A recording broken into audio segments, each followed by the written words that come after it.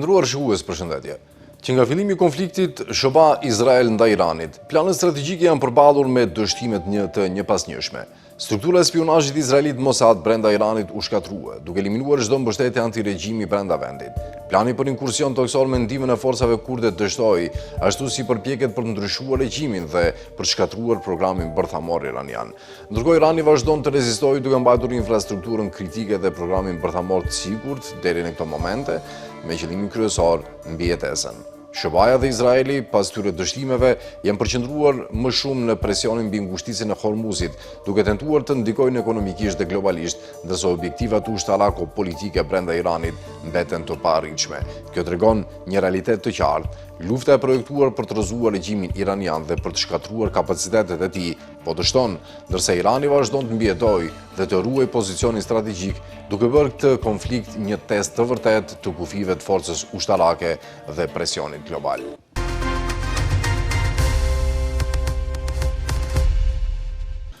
Që nga 28 shkurti, ofenziva SBA Izrael ndaj Iranit për destabilizim dhe shkatrim kapaciteteve bërthamore ka dështuar. Rrjetet e spionazhit huaj u zbuluan dhe neutralizuan, ndërsa plani inkursionit kurth u braktis para se të fillonte. Sulmet kibernetike iraniane ekspozuan figurat kryesore të inteligjencës izraelite dhe amerikane, duke dobësuar elementin e fshehtësisë. Fushbeteja tregoi aftësi taktike të qëndrueshme me goditje në zona strategjike. Narrativa fillestare e kolapsit të regjimit u zbe, ndërsa Irani fuqizoi pozicionin e tij moral dhe strategjik. Lufta e menduar për të dobësuar, po i forcon atij qëndrimin dhe aftësinë për të mobilizuar brendësinë dhe narrativën ideologjike. Që nga fillimi i luftës SBA Izrael më 28 shkurt, autoritetet iraniane kanë paraqitur një narrativ të qëndrueshme se një rrjet i gjerë operacionesh të inteligjencës së huaj është zbuluar dhe neutralizuar. Media shtetërore iraniane dhe ato pro-iraniane kanë raportuar për vala arrestimesh në disa provinca, duke i lidhur shpesh të ndaluarit me Mossadin, CIA-n ose rrjetet të lidhura me to. Në disa raste, këto arrestime kanë përfunduar me ekzekutime, përfshirë personat akuzuar për planifikim sulmesh të armatosura në Teheran, duke përdorur sisteme të improvizuara lëshimi. Ky model nuk ka kaluar pa u vënë re edhe jashtë mediave iraniane. Raportimet izraelite dhe ndërkombëtare kanë pranuar pretendimet publike të Iranit për arrestime në shkallë të gjerë, shpesh duke i trajtuar me skepticizëm. Megjithatë, qëndrueshmëria dhe përmasa e këtyre njoftimeve sugjerojnë diçka më të strukturuar se sa incidentet izoluara. Zyrtarët iranian nuk po reagojnë thjesht ndaj paranojës së luftës. Ata po paraqesin një përballje të vazhdueshme inteligjencë që i paraprin konfliktit aktual, por që është intensifikuar ndjeshëm që nga fillimi i tij. Ky dallim ka rëndësi. Nëse edhe një pjesë e këtyre arrestimeve pasqyron rrjete reale, atëherë depërtimi i inteligjencës së huaj në Iran ka qenë shumë më i thellë se sa pranoi publikisht, dhe ekspozimi i tij tani sinjalizon një çarje serioze në fshehtësinë operacionale. Një nga treguesit më të qartë të dështimit strategjik vjen nga vetë raportimet izraelite. Hetimet e publikuara në mediat izraelite përshkruajnë një plan të zhvilluar për një kohë të gjatë, raportohet me koordinim të Mossadit, për të nxitur trazirat të brendshme në Iran përmes një inkursioni të udhëhequr nga kurdët nga Iraku. Koncepti ishte i drejtë për drejtë, kombinimi i presionit ushtarak të jashtëm me fragmentimin e brendshëm për ta shtyrë Iranin drejt destabilizimit sistematik. Por plani nuk dështoi në fushbetej, ai dështoi para se të fillonte. The Times of Israel raportoi më 29 mars se plani u braktis pas rrjedhjeve të informacionit, kundërshtimit rajonal dhe hezitimit të fraksioneve kurde, duke u konsideruar përfundimisht shumë i rrezikshëm për të zbatuar. Edhe më domethënës është fakti se i njëjti raport citon zyrtarë izraelit që përshkruajnë planin si imagjinar dhe plot boshllëqe, pavarësisht se politikisht ishte paraqitur si një rrugë pothuajse e sigurt drejt destabilizimit. Kjo është thelbësore. Kolapsi nuk ishte vetëm rezultati i rezistencës së jashtme, por edhe i vlerësimeve të gabuara të brendshme. Rrjetet drejt mediave ndërkombëtare e zhveshën operacionin nga elementi i befasisë. Irani reagoi duke forcuar mbrojtjen, rritur presionin mbi grupet kurde dhe mobilizuar kundërshtimin diplomatik. I gjithë kuadri u shpërbë para implementimit. Ajo që u paraqit si një sukses strategjik, tani duket edhe sipas mediave izraelite si një plan i komprometuar thellësisht. Paralelisht me dështimet raportuara në terren, incidentet kibernetike kanë ngritur pyetje të reja mbi qëndrueshmërinë e sistemeve izraelite të inteligjencës. Haaretz raportoi më 30 mars se grup hakerësh i lidhur me Iranin, Handala, publikoi materiale të marra nga llogaria personale e Gmailit e ish drejtorit të Mossadit, Tamir Pardo, duke u përshkruar si pjesë të një fushate më të gjerë kundër figurave të sigurisë izraelite. Raporti thekson se grupi pretendonte se materialet përmbanin përmbajtje të ndjeshme të lidhur me inteligjencën, përfshir detaje operative të supozuara. Vetë depërtimi, pavarësisht shkallës, mbetet domethënës. Ekspozimi i komunikimeve të lidhura me një ish drejtor të Mossadit sinjalizon një ndryshim në peizazhin e inteligjencës, ku figurat izraelite nuk janë më vetëm operativ në hije, por gjithnjë më shumë objektiva të ekspozimit. Raportimet izraelite e lidhin të njëjtin grup me operacione të mëhershme ndaj figurave të larta politike, përfshir ish kryeministin Naftali Bennett, Ayelet Shaket dhe shefin e shtapit Netanyahut, Chachi Braverman. Fushata nuk është kufizuar vetëm në Izrael. Zyrtarët amerikanë konfirmuan se llogaria personale e drejtorit të FBI-s, Kesh Patel, u kompromitua në një sulm kibernetik të atribuar të njëjtit rrjet. Grupi ka marrë përgjegjësi edhe për ndërprerje më të gjerë kibernetike, përfshirë sulme ndaj infrastrukturës dhe sistemeve korporative të lidhura me Shoban. Këto zhvillime sugjerojnë se përballë inteligjencës nuk është më e kufizuar vetëm në operacione të fshehta brenda Iranit. Ndërsa lufta ka përparuar, një ndryshim i dukshëm është shfaqur në diskursin izraeli dhe amerikan.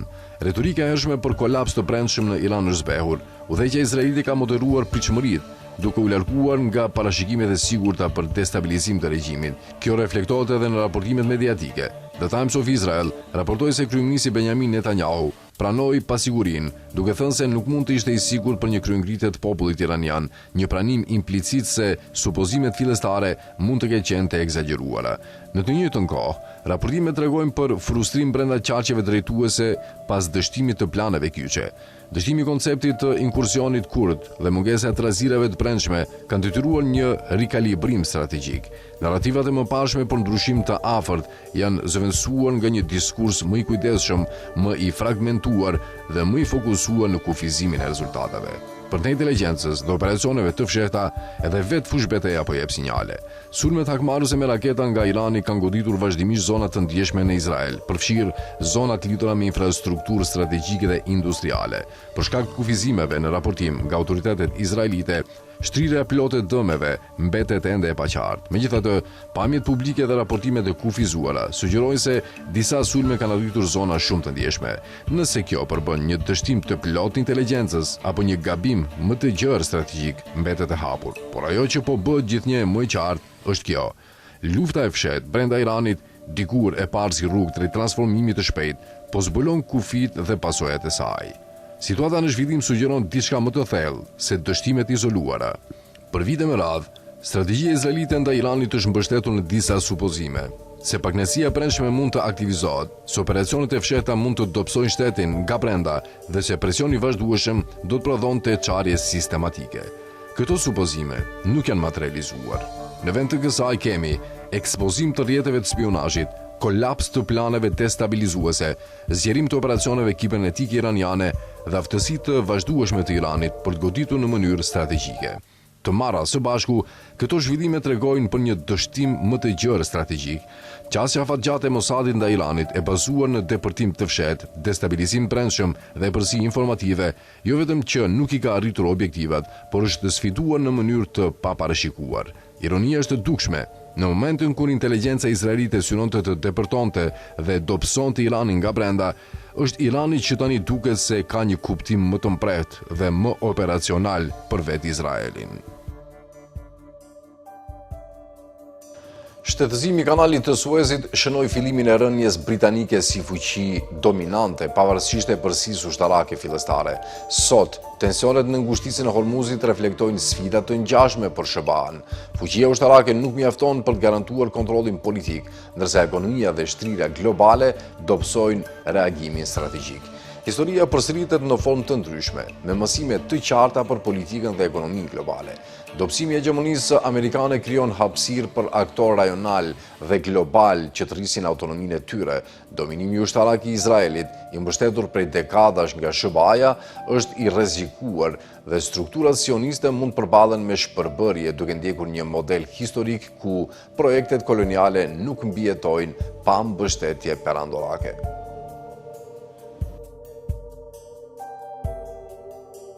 Perandorit bien kur shtrirja e tyre ushtarake te kalon strategjinë politike, kur themelet ekonomike dobësohen dhe kur popujt që ato përpiqen të dominojnë qëndrojnë mjaftueshëm gjatë për të mbijetuar forcës së tyre dërmuese, shkruan Sami El-Arian, profesor në Zaim University në Istanbul. Shtetësimi i kanalit Suezit në vitin 1956 shënoi një pikë të tillë kthese për perandorinë britanike. Kriza zbuloi cenueshmërinë financiare të Britanisë, pasi presioni i SBA-s shkaktoi një rënje të fortë të sterlinës, duke përshpejtuar rënien e saj si monedhë rezervë globale dhe duke detyruar tërheqjen perandorake.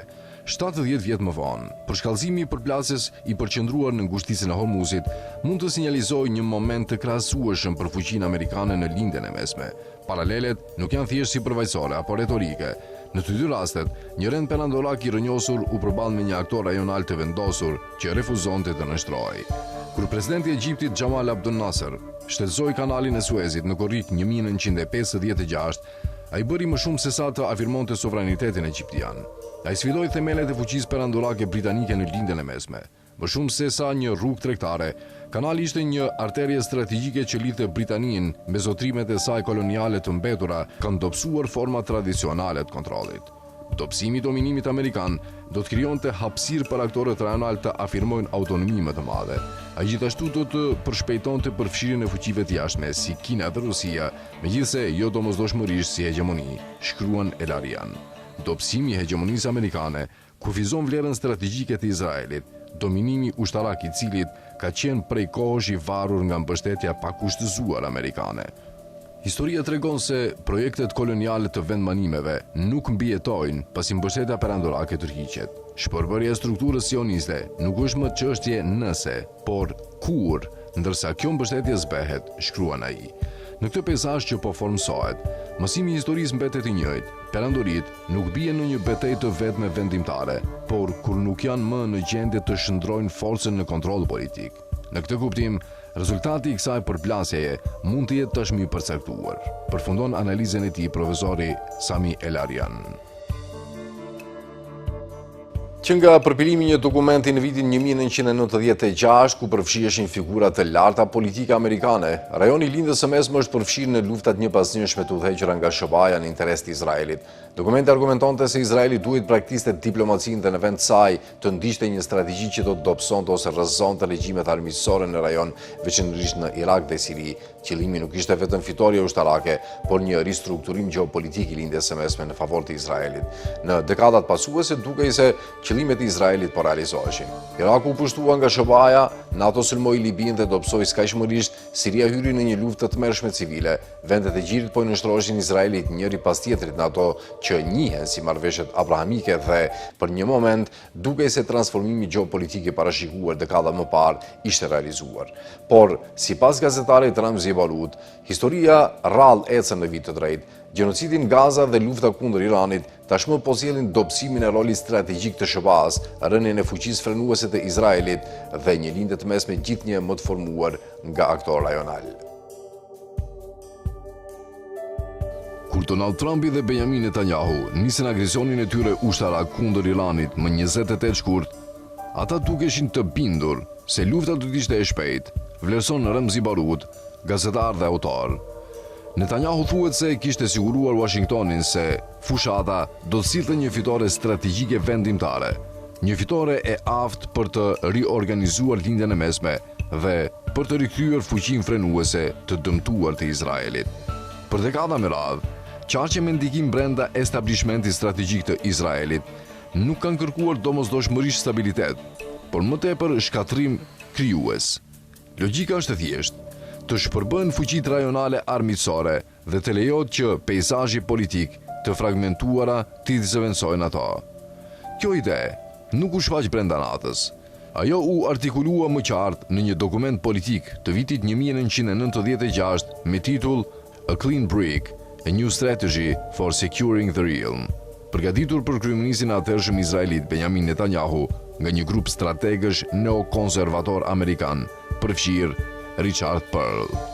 Dokumenti argumentonte se Izraeli duhet të braktiste diplomacinë tokë për paqe dhe në vend të saj të ndiqte një strategji që do të dobësonte ose rrëzonte regjimet armiqësore në rajon, veçanërisht në Irak dhe Siri.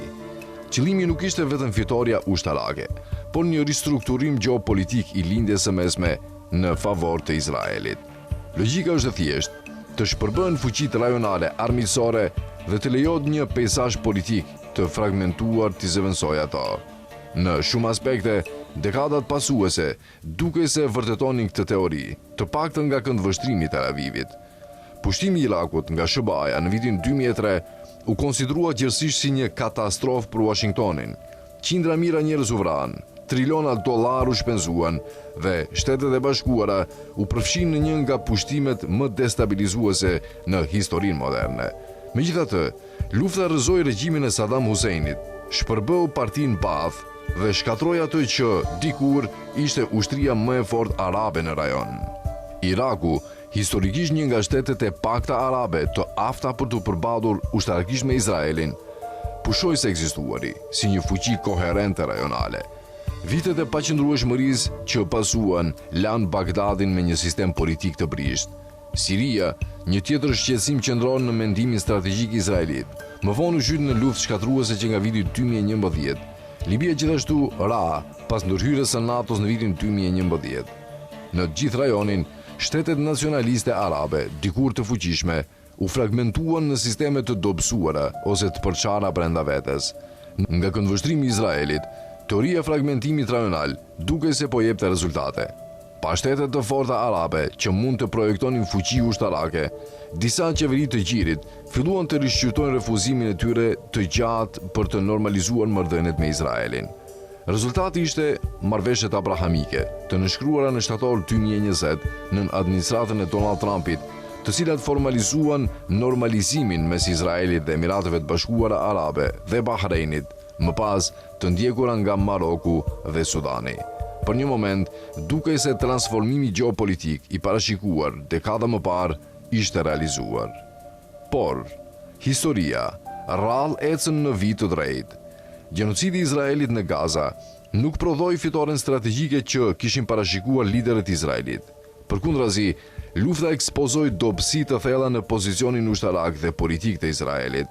Më e rëndësishmja, rezistenca palestineze tregoi se forca ushtarake dërmuese nuk mund të përkthehen në kontroll politik vendimtar, shkruan Barut. Pasojat u ndjen përtej Gazës. Lufta aktivizoi lëvizjet e rezistencës në gjithë rajonin, thelloi darjet brenda shoqërive arabe dhe muslimane dhe ndezi një val të paprecedent solidariteti global me palestinezët. Imazhi ndërkombëtar i Izraelit pësoi dëme të mëdha.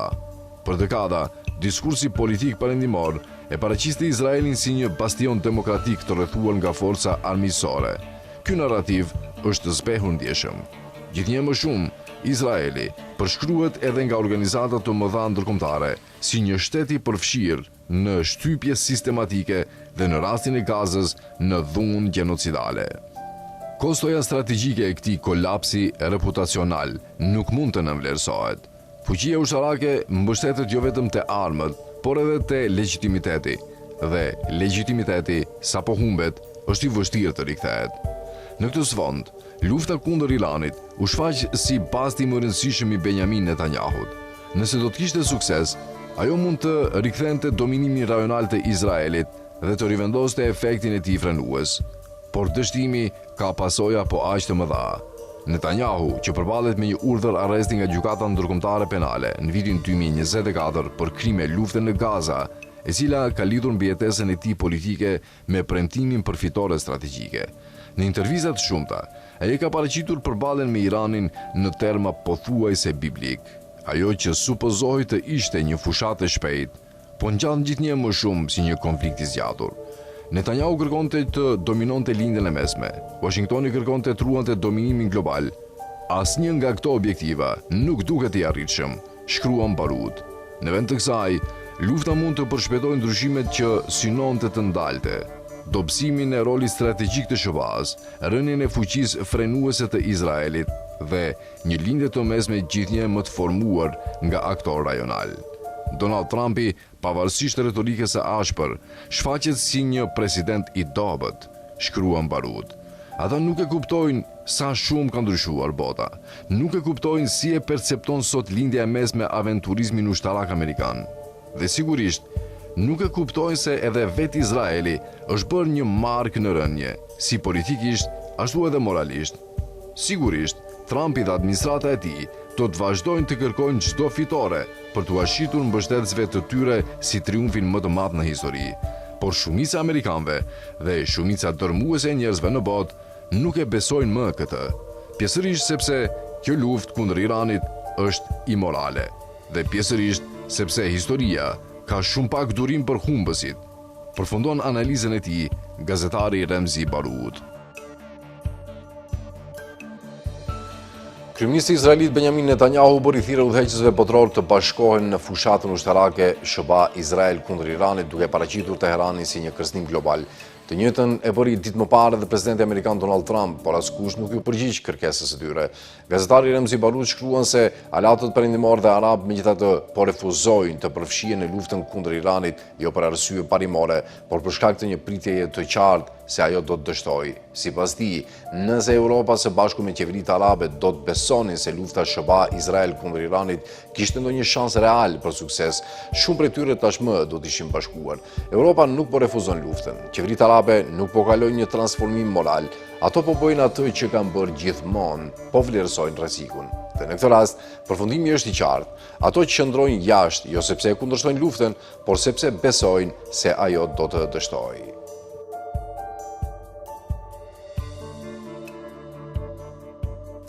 Aleatët perëndimor dhe arab po refuzojnë të përfshihen në luftë kundër Iranit, jo për arsye parimore, por për shkak të një pritje të qartë se ajo do të dështojë, shkruan gazetari dhe publicisti Remzi Barud.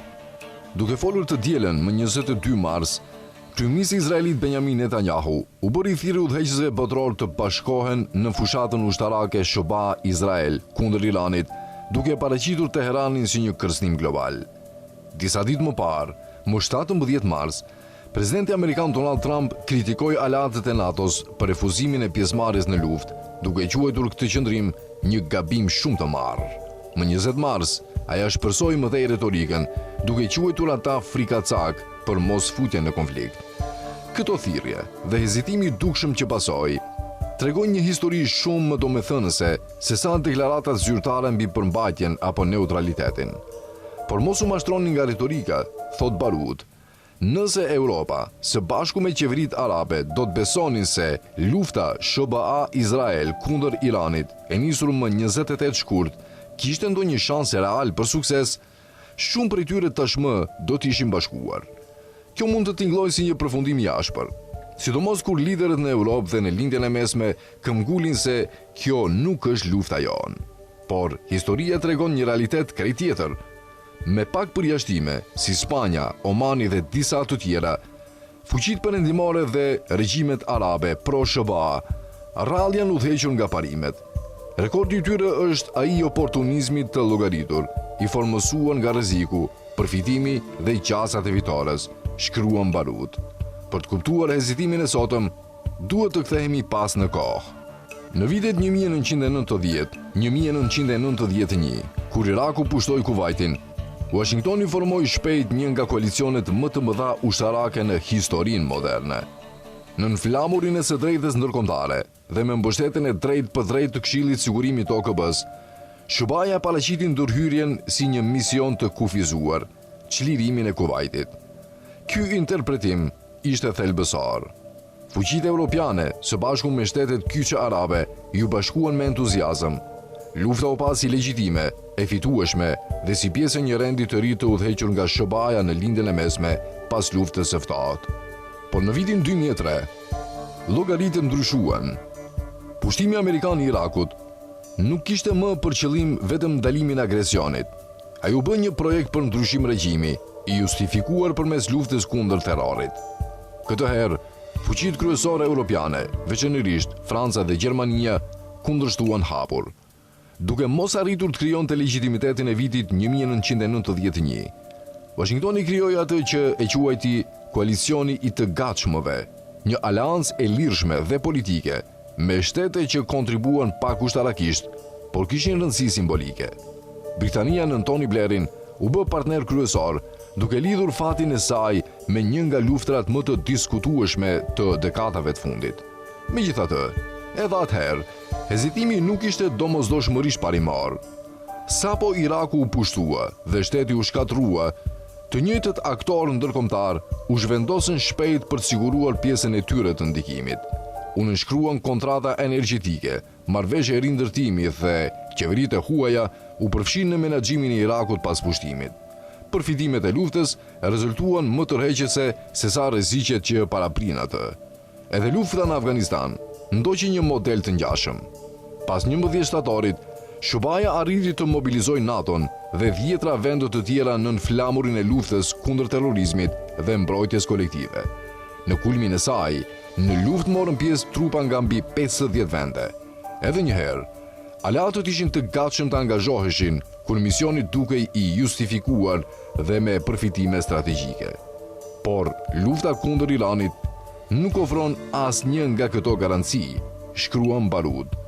Ajo është ndër ndërhyrjet më pak racionale, më pak i të justifikueshme dhe më të rrezikshme të udhëhequra nga SHBA-ja në lindjen e mesme. Ndryshe nga Iraku apo Libia, Irani nuk është as i izoluar dhe as i dobët strukturalisht. Është një shtet i madh me rreth 93 milion banor, me një territor të gjerë dhe me kapacitete ushtarake e industriale që i mundsojnë përballje afatgjate. Irani ka treguar aftësi për të goditur objektiva në gjithë rajonin dhe përtej tij, duke ruajtur njëkohësisht rrjete aleatësh dhe partnerësh, si dhe lidhje të forta politike me fuqitë globale si Kina dhe Rusia. Po aq e rëndësishme është mungesa e një kuadri politik të besueshëm. Nuk ka mandat OKB-s, nuk ka koalicion koherent dhe nuk ka një plan të qartë përfundimtar. Në vend të kësaj, kemi një bashkëpunim të paqëndrueshëm mes një presidenti amerikan të prirur ndaj impulsit dhe një udhëheqjeje izraelite me ambicjet që shkojnë përtej Iranit. Donald Trumpi ka minuar prej vitesh besimin e aleatëve tradicional, ka destabilizuar marrëdhëniet ekonomike globale dhe ka qeverisur në mënyrë të paparashikueshme. Në një kontekst të tillë, lufta nuk është më një strategji e llogaritur, por një bast i rrezikshëm. Për qeveritë europiane dhe arabe, pyetja nuk është më nëse duhet i bashkangjiten luftës kundër Iranit, por nëse Washingtoni mund të besohet për të menaxhuar pasojat e një përballjeje të tillë. Dhe gjithnjë më shumë, përgjigjja është jo, thot Barud. Se e përket Benjamin Netanyahut, objektivat e tij janë të qarta dhe të zgjeruara. Nuk bëhet fjalë vetëm për neutralizimin e kapaciteteve të Iranit. Bëhet fjalë për riformësimin e gjithë vendit rajonal, në mënyrë që edhe aleatët më të afërt arab të SHBA-s të bëhen të varur, ndërsa fuqitë rajonale si Turqia të sfidohen në autonominë e tyre. Një vizion i tillë ofron pak arsye për pjesëmarrje, edhe për aleat historikisht të bindur. Prandaj, distanca e sotme e Europës dhe regjimeve arabe nuk është rezultati i përmbajtjes morale, por i llogaritjes politike, shkruan Barud. Nëse kjo luftë do të kishte dukje legitimiteti, premtim përfitore dhe mundësi për përfitime politike apo materiale, një koalicion i njohur do të ishte formuar tashmë.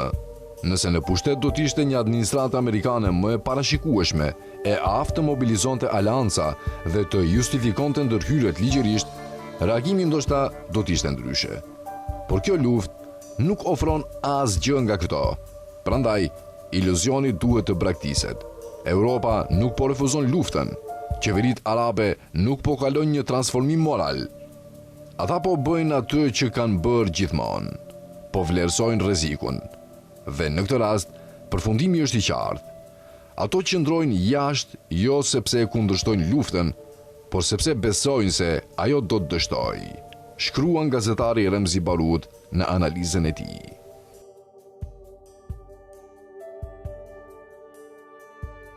Ishte kjo të ratë ndëruar shikues, faleminderit që na ndoqët dhe mirupafshim.